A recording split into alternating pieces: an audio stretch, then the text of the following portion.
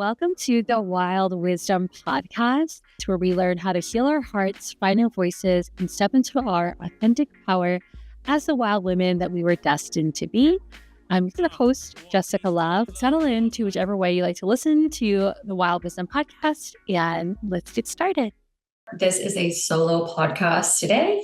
So you get to hang out with me, Jessica Love. We're going to talk for the next 20 minutes or so about why it is so crucial that you take space to get to know yourself.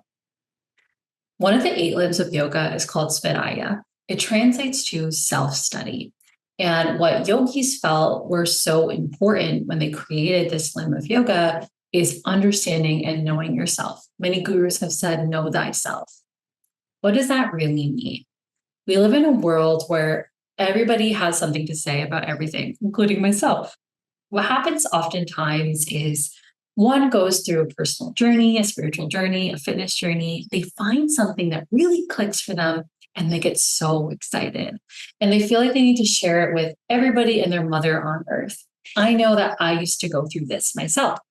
I remember when I first found tarot, it was like so healing for me. So healing for me. I got to uncover and connect to my intuitive gifts that I always knew were inside of me. And I just needed like a reason to pursue them. I am an artist and I love art. So it was really nice to get to connect to the art on the cards. And all my Gemini and Sagittarius placements love storytelling. And I loved learning the story of the Fool on their journey. And so one of the things that I did to learn tarot, I pulled my cards every day. I took lots of notes. I read books and read blog posts online. And I also watched a lot of tarot readings. There was a time where I briefly fell into like the twin flame reading rabbit hole. I thankfully came out of that. During that process, I was watching a lot of collective readings. And I remember watching this one that was so motivational and so inspiring.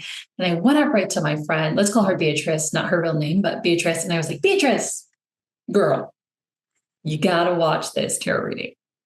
And she looked at me and she said, tarot's not really my thing.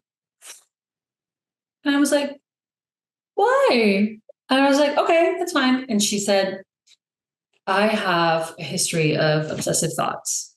I have a history of OCD.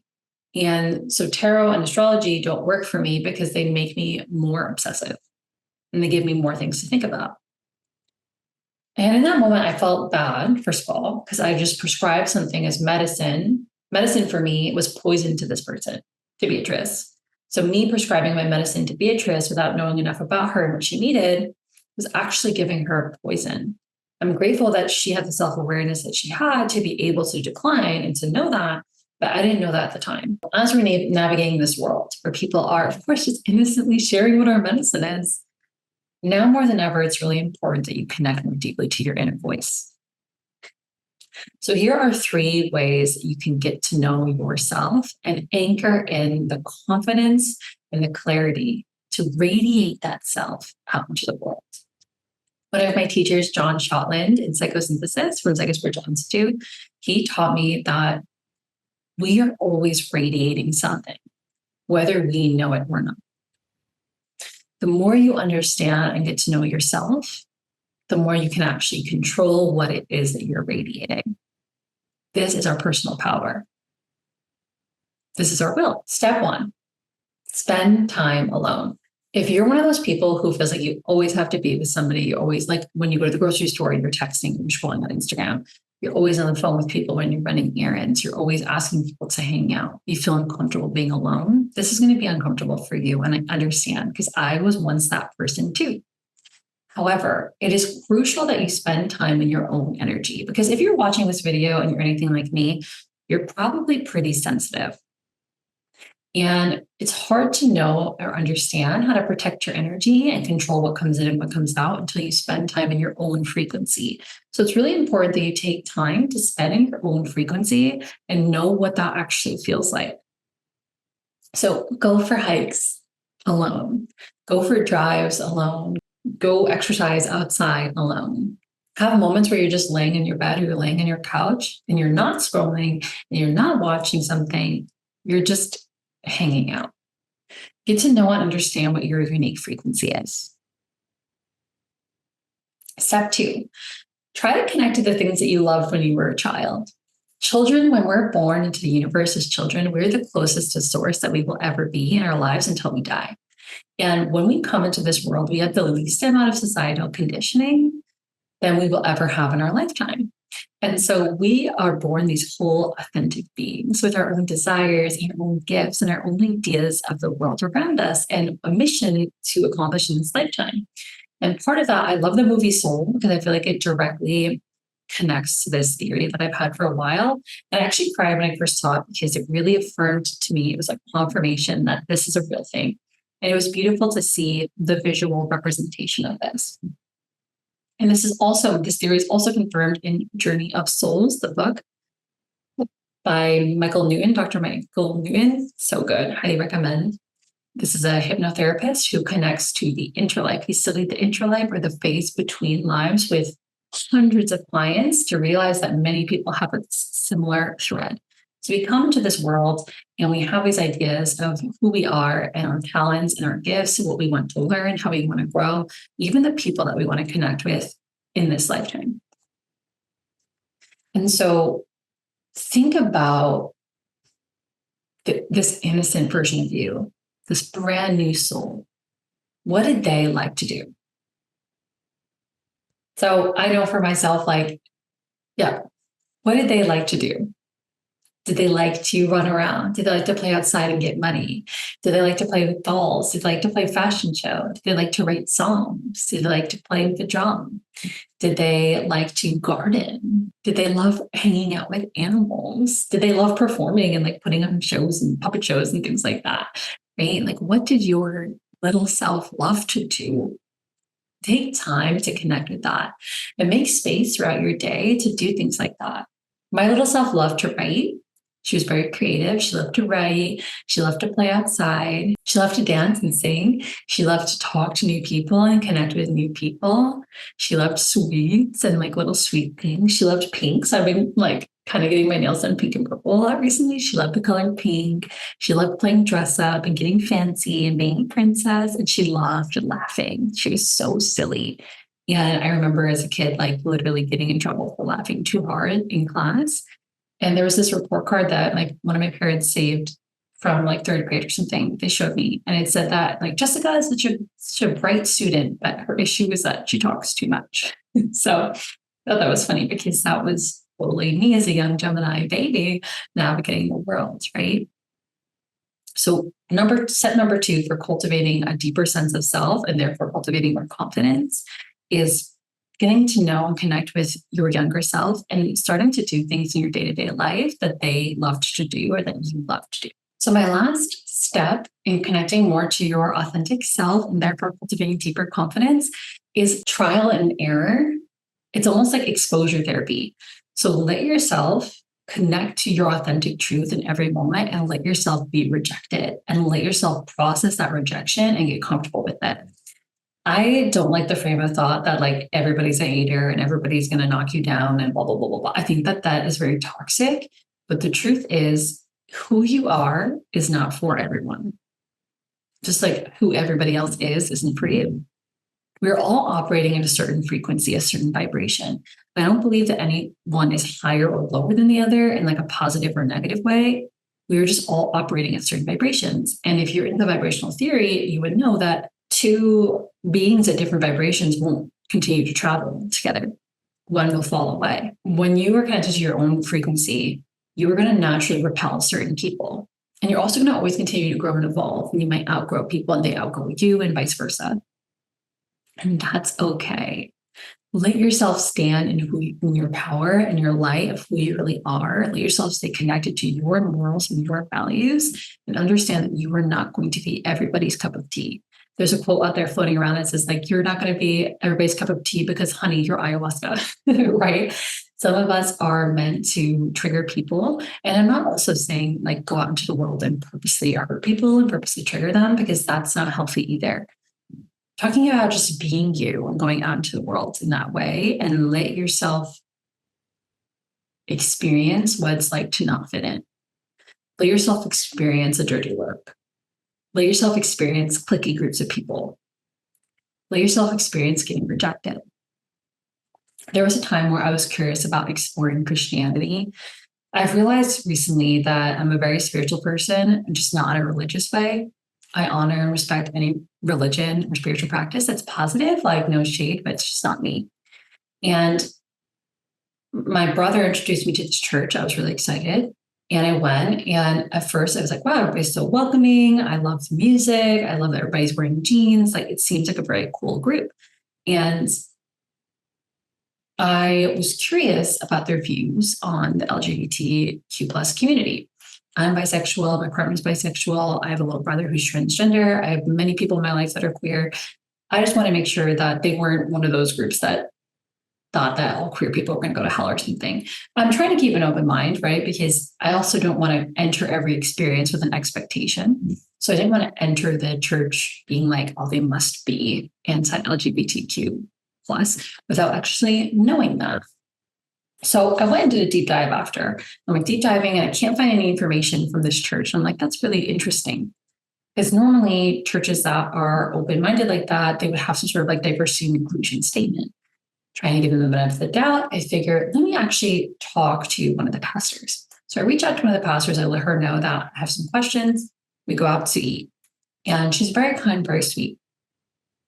And however, she lets me know that she feels like sexuality is between somebody and God. And maybe that's true, maybe that's not. I don't know. I guess everything might be between somebody and their God, right? And she says that you can't volunteer there unless you sign a piece of paperwork saying, with the children, saying that you believe that marriage should be between only a man and a woman. Spoke with another pastor there. He said the same thing. Spoke with another pastor there. She said the same thing. Their, I guess, back door they opened for me was that if I wanted to still volunteer, and I would still have to sign this piece of paper saying that this was a dogma I believed in, which I don't believe in. And then if a kid came to me and asked me a question about, in the rare off chance they came to me and they asked me a question about sexuality or marriage, I would have to either enforce that belief or send them to another person that would. I remember having conversations with a couple of people in that church, and they said, that is not the God that I worship. The God that I worship loves all people. The God that I worship knows that sacred unions and marriages can happen between two men, two women, man and a woman, two non-binary people, a man and a non-binary person, a female and a non-binary person, trans people, all the things. I think two healthy adults in consensual unions can have a sacred union, have a sacred marriage. And so there was a strong knowing, and I had this realization that that is not the God that I worship. And that is not the God that I want to teach my daughter, that is available to her when she needs. And I love God. Okay. And people always think I'm like this crazy religious person when I say that, but I love God. I love God. God is my like universe. God has literally brought me back from the dead. Like, I love God. God has been there for me in some of my darkest moments of my whole life and the best moments of my life. We're like besties. Okay. And so I had to decide in that moment, am I going to be who I really am and let myself be rejected by a whole ass community of people that I met that I liked? Or am I going to conform and pretend to be somebody that I'm not just to fit in? One could guess the choice that I made. At first, it was hard. I was really excited. I was in a really dark, lonely time in my life. I was postpartum. I didn't have a lot of friends in my area that were available or understood what I was going through. And I just felt really alone. And so meeting a group of people that seemed to be very positive and loving and spiritual for me was huge. But I had to choose myself and my greater mission in this life.